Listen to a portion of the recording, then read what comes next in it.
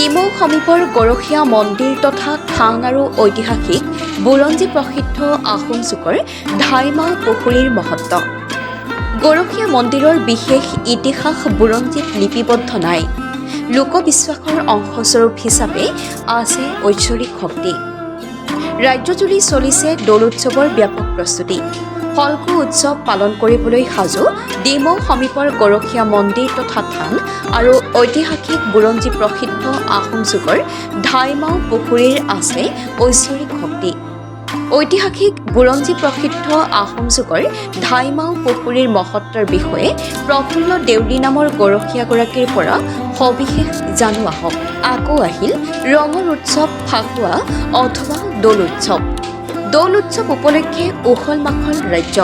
শ্ৰী শ্ৰী কৃষ্ণৰ দৌল উৎসৱৰ লগত সংগতি ৰাখি গৰখীয়া মন্দিৰতো লক্ষ লক্ষ ভকত বৈষ্ণৱে উদলি মুদলি হোৱা এক পৰিৱেশ পুনৰ আহি পৰিছে। গৰখীয়া মন্দিৰৰ বিশেষ ইতিহাস বুৰঞ্জীত লিপিবদ্ধ নাই। লোকবিশ্বাসৰ অংশস্বৰূপ হিচাপে ইয়াত আছে ঐশ্বৰিক শক্তি। এটা সময় আছিল য'ত এই স্থানতেই গভীৰ জংঘল, বাঘ আৰু শিয়ালকে ধৰি সেই স্থানতেই গৰখীয়াসকলেও গৰু চৰাইছিল।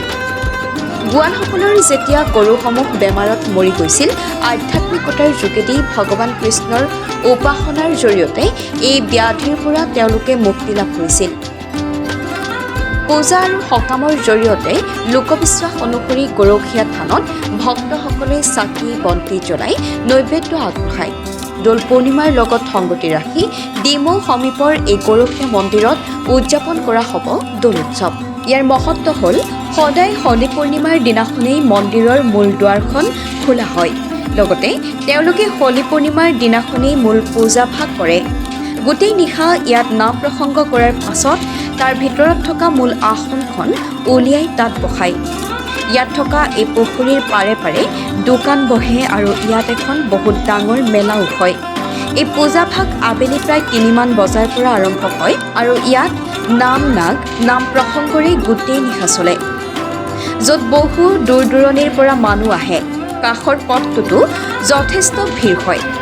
ডিমৌ সমীপৰ গৰখীয়া মন্দিৰত মাঘী পূৰ্ণিমাত আয়োজন কৰা হয় গৰখীয়া সকামৰ লগতে গৰখীয়া মন্দিৰত ভক্তসকলে চাকি বন্তি জ্বলাই নৈবেদ্য আগবঢ়ায়, য'ত এক আধ্যাত্মিক পৰিৱেশে বিৰাজ কৰে।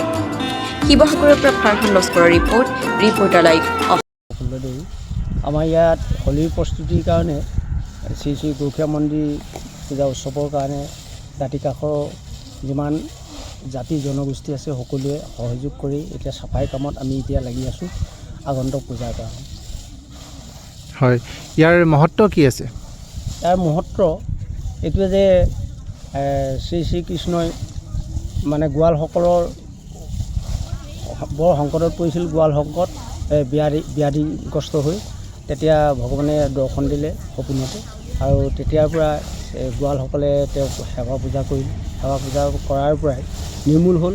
তাৰপিছত দিনক দিনে এইটো ভিতৰত কৰি প্ৰসাৰতা হৈ গ'ল যে কোনোবাই কাম্যসিদ্ধিৰ কাৰণে আহে, সতি সন্তান বিচাৰি তেওঁলোকেও পাইছে, আৰু কোনোবাই চাকৰি বিচাৰি আহিছে তেওঁলোকেও পাইছে, আৰু কোনোবাই বিয়া বাৰু ক্ষেত্ৰত আহিছে তেওঁলোকেও পাইছে, কোনোবাই ৰোগ ব্যাধি আৰু মানুহৰ কিবা কুক্লেশ ব্যাধি এইবিলাকৰ কাৰণে সেৱা সৎকাৰ কৰিছে। তেওঁ ভগৱানে দয়া কৰি তেওঁলোকক নিৰ্মূল কৰিছে। হয়, মন্দিৰ তথা এখন থান আছে, লগতে ঐতিহাসিক বুৰঞ্জী প্ৰসিদ্ধ আহোম যুগৰ যি ধাইমাও পুখুৰী আছে। ইয়াৰ মানে ৰহস্য কি আছে বা ইয়াৰ অস্তিত্ব কি?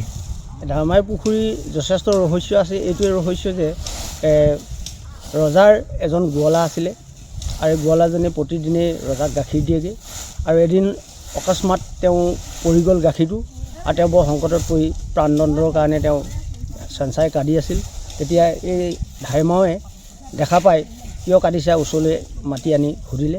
তেওঁ সবিশেষ কথা কোৱাত তেওঁৰ নিজৰ এটা দুগ্ধ খীৰাই দি ৰজাৰ দিবৰ কাৰণে পঠাই দিলে আৰু এই গোৱালাজনৰ প্ৰাণ ৰক্ষা কৰিলে।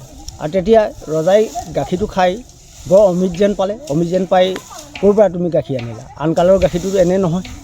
এই কথা সোধাত তেওঁ খুব ভয়ে ভয়ে ৰজাক প্ৰাণদণ্ড দিলেও দিয়ক, আৰু কিন্তু মই সঁচা কথাটো ক'বই লাগিব। তেওঁ কৈ দিয়াত ৰজাই ৰাজকাৰেঙৰ পৰা নিজেই নামি আহি আৰু লগোৱাৰ নিশ্চয় লৈ এই ধাইমাওত পালেহি আৰু ধাইমাওত পাই যে ধাইমাওজনীক সুধিলে তুমি এই গাখীৰ দিয়া হয়নে? হয়। আপুনি মাৰে হয়, কাটে হয়, যি কৰে, মহাৰাজ মই গাখীৰ দিয়া হয়। এই কথা কোৱাত আপোনাৰ গৰ্ভজাত মই নহ'লেও আপোনাৰ দুগ্ধ খালোঁ, গতিকে আপুনি মোৰ মাও, গতিকে আপোনাৰ মই ৰক্ষণাবেক্ষণা সকলো কৰিম বুলি কৈ তেওঁৰ নামত এই পুখুৰীটো খন্দাই দিয়া বুলি আমি এই এজা ককা পিতামহসকলৰ পৰা জানা। Reporter live.